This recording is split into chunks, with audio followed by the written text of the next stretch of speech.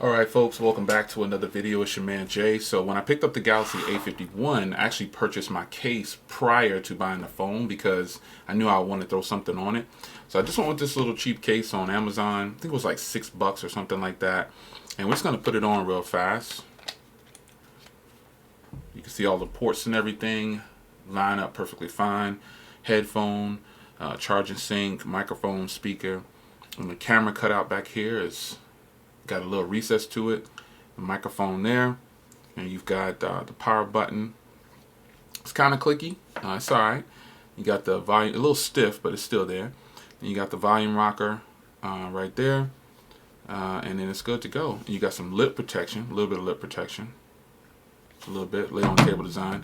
The phone came with a screen protector, so that's why you, sorry about that.